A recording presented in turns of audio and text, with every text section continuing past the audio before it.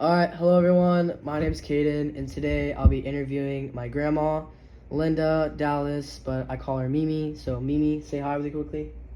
Hello. Okay, so, I'll be interviewing you about our first family member to, arrive in the U.S. So, I guess to start off, who was the first family member to immigrate into the United States? That would have been my grandpa, which was Paul Kroll, Kroll, which would have been your great-great-grandpa. Wow. Did he have any, siblings?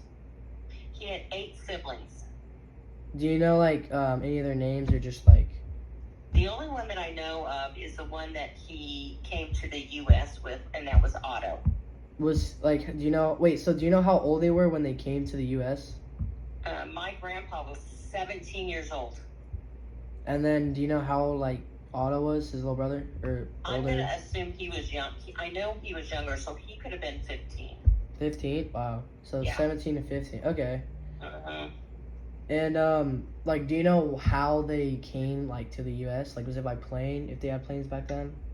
No, Or, what they did was they had the help of Grandpa's uncle, and I don't know his name, but the uncle helped find their way, and they had to work on a ship to get from Germany to America.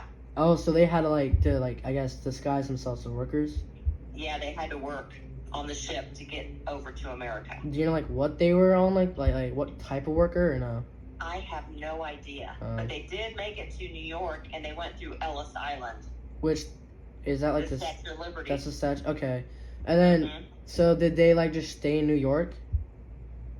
Somehow they made their way to Omaha, Nebraska, which is in the Midwest. That's just, do you know why they went there, or is it just, a random place? That's another thing. I don't know the answer to that, but once he got there, he worked as, they called it a stationary engineer, where he worked on large machines, and he worked on maintenance, like large boilers of big maintenance places. Oh, that's cool. So, what happened to, his brother? Did he do anything? He worked? His brother ended up, he didn't like it here, and so he went back to Germany. And what did he do in Germany? Just go back to his family? He must have gone back to his family, but then came World War II, and he ended up being in the German army, because I think at that time, everybody had to be in the German army. All the younger kids or whatever, the young guys?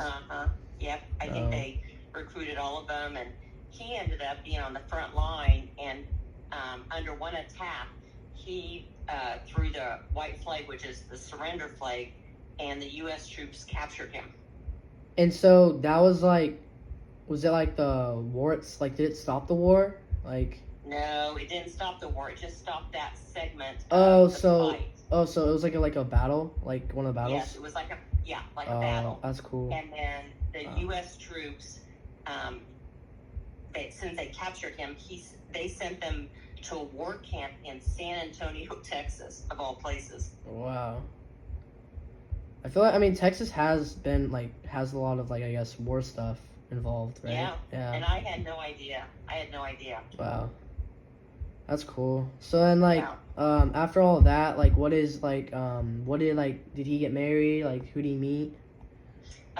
Paul Crow, my grandpa, met Irma, and then they stayed there in Omaha for a while, and then they moved to California, and then that's where Chuck, which is your great-grandfather, he had married Marge, and then they moved to California. So they all moved to California, and then that's where Mimi, my brother Jeff, and Barb were all born out in California. That's cool. Yeah. You guys are a moving family. Yes, we were. Wow. And wait, so when Paul was around, did they all speak German? All of them? They all spoke German, but only when adults were around. My dad said when the kids were little, when he was little, his mom and dad would never speak German around him. So they had to speak English, trying to learn English language. So Paul Kroll and his wife, Erna, right? Or Irma? Yes. Irma. So they would not speak German like around them, like around like Paul Yes. or like Chuck, I guess. Correct. Yep. And Yep. like only like when like adults around or whatever. Or, Yes. Because they wanted their children to really just get into the English language and so to like fit in. yes, fit in. That's a great word. I mean, yeah, it's what it's used for. So Fit in. that's cool. Wow. Yeah. So wow. So he moved from Germany. That's crazy. I mean, Yeah. especially because like if you look on like the map or whatever, that's a long ways away. Like Germany I and know. America. I know. Like I have like a It's little tiny amazing. globe next to me. It's just like I look at it. It's like wow. That's an amazing story, and that's just one little story, and I don't know all the details. So, There's other stories. But- pardon? There's other stories. There probably are other stories. I just don't know Wow. all the stories. No, it's I fine, wish I it's knew more fine. Stories. You had to look up this really quickly, so appreciate I it. know. All right. All right. Well, I appreciate you doing this, Mimi. I appreciate it. Thank you. Of course, you're welcome. All right. Well, tell bye to them. All right. Thank you. All right. I love you. Have a good flight, by the Okay. way. Love you too. All Thank you. Love you. All right. See you soon. Bye. Love you. Bye. All right. So after all that, after the little interview there, we're gonna talk about our quote, which our quote quote from historian. It's said by Kaiser Wilhelm II on September of 1918, and the quote says, "The war has ended, quite differently indeed from how we expected. Our politicians have failed us miserably."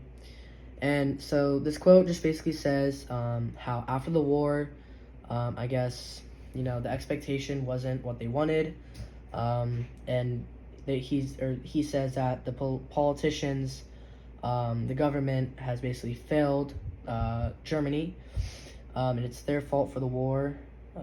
So it's basically what it means. The war has ended quite differently indeed from how we expected. Our politicians have failed us miserably. So that's basically what it says. So yeah, thank you guys for listening to this whole interview. Appreciate it. See you guys. Bye.